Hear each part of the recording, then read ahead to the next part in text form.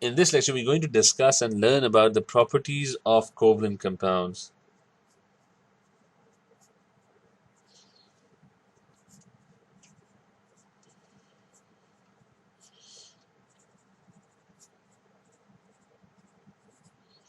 So we're going to try and learn about the properties of covalent compounds, and mostly they would be we'll discuss the physical properties of the covalent compounds. The first thing that comes to mind when you're discussing the properties is the type of structure.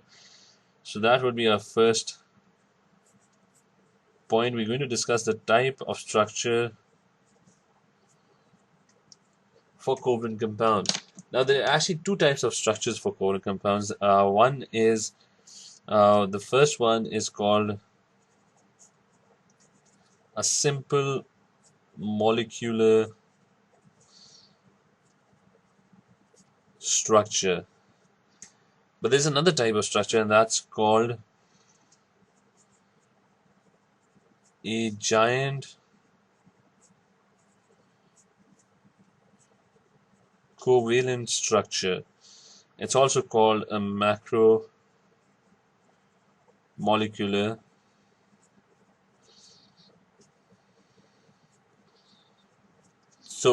right now in this lecture, we're only going to discuss simple molecular structures. This topic would be covered in a separate lecture. We're going to discuss simple molecular structures. The structures that we have drawn so far right now are all simple molecular structures. The simple molecular structure is, you can think of oxygen. Oxygen has two oxygen molecules and they are joined together like this. Then there's another oxygen molecule that would also have two oxygen atoms and they would be joined together like this. Now, a simple molecular structure is that this would be a separate molecule from this molecule, and they would be very weak forces of attraction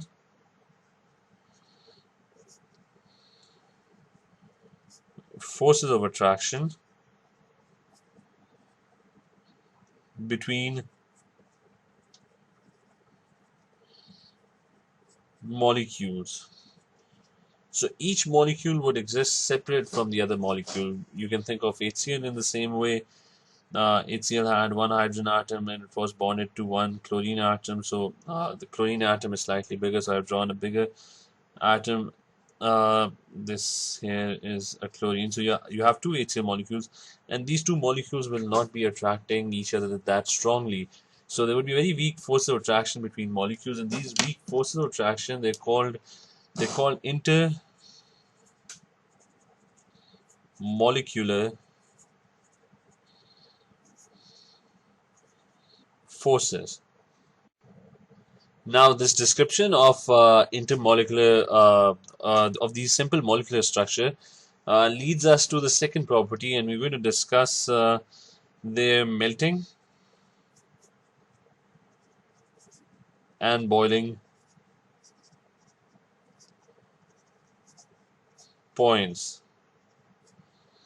Now, since there is very little force of attraction between one molecule and the other molecule, hence it would be very hard for them to stay in position. They would be free to move around wherever they please. For example, this HCl molecule would be going in this direction, this HCl molecule might be going in the opposite direction, and there would be very little force of attraction which would prevent them from movement.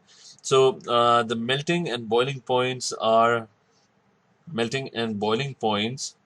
melting points and boiling points are generally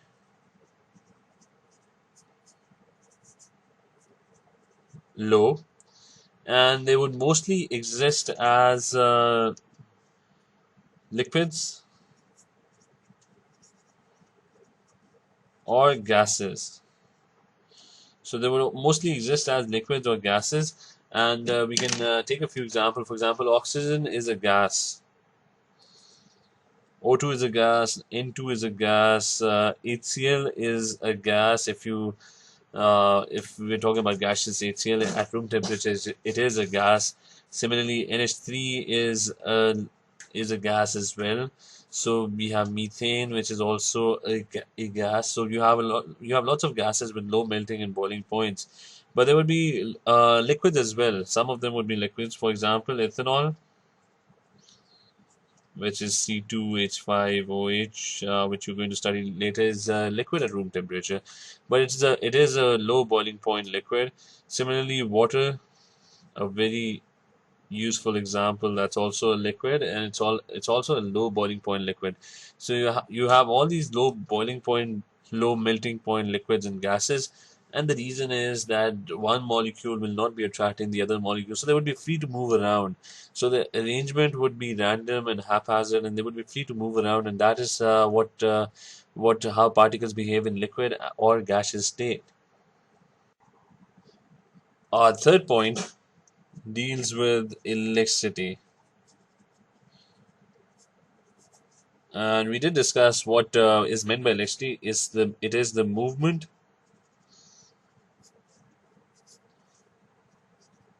of charges.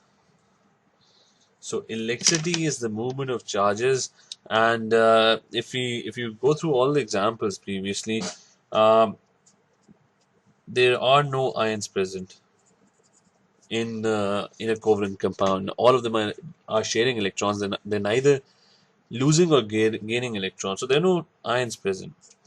Secondly, there are no free moving electrons. All the electrons are stuck in bonds. There are no free moving electrons. Hence, there are no moving charges. Since there are no moving charges, simple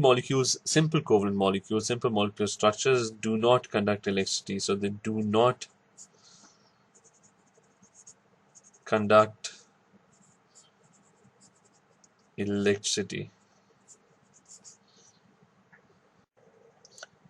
We will now discuss the solubility of covalent compounds. That's our next point. Now, the solubility of covalent compounds, it varies a lot. There's no hard and fast rule to find out which covalent compounds are soluble and which are not. But let's think of the common covalent compounds. You have O2, and it is O2.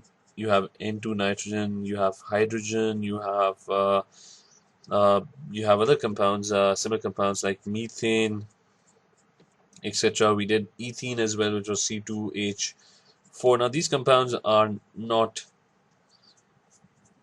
soluble, but there are some covalent compounds which do dissolve in water. One very popular covalent compound is HCl. Now, HCl is a covalent compound, and when it dissolves in water, it breaks up into H plus 1 and Cl minus 1 ions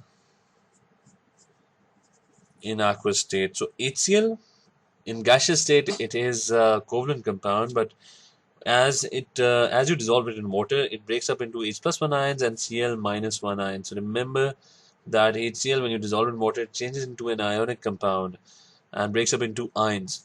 Similarly, you have NH3, and when NH3 is aqueous, it also forms ions. These ions are basically formed because they're reacting with water. So NH3 also ends up forming ions. So remember a few compounds. Similarly, we have CO2. CO2 is also very soluble in water. CO2, when it is dissolved in water, it's going to form H2CO3, and that's also a reaction with water. So when CO2 reacts with H2O, it forms H2CO3, which is called carbonic acid. So you'll learn about the solubility of a few compounds later on.